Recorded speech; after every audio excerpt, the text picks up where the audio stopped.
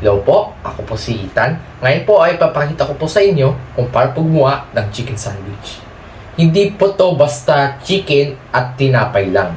Meron din po itong gulay para po healthy. Ito po ang ating mga ingredients.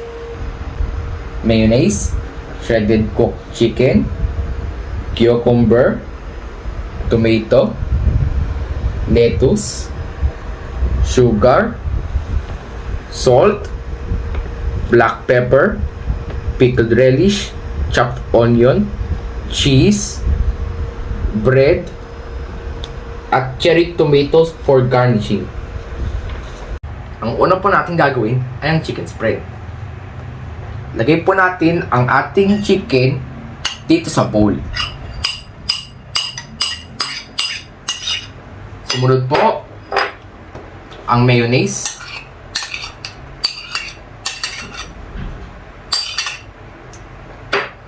At ang huli, ating pickled relish,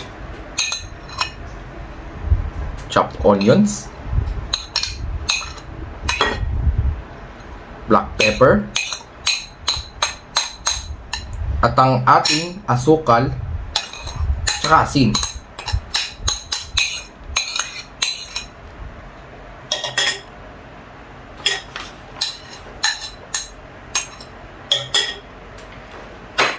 Haluin natin ito hanggang sa mag-combine ang lahat ng ingredients.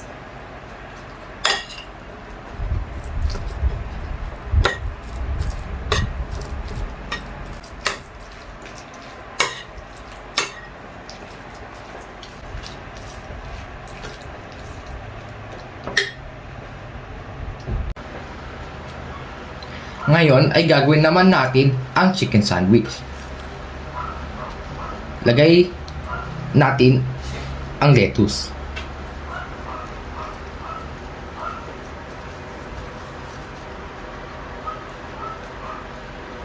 Pahiran ito ng ating chicken spread.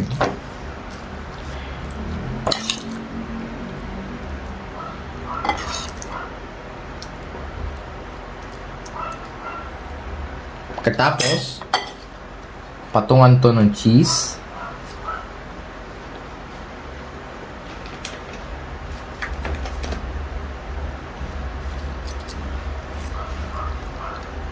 At lagay ang cucumber.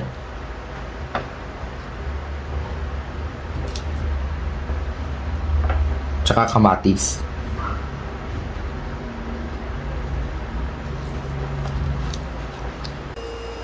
Ito na po ang ating chicken sandwich.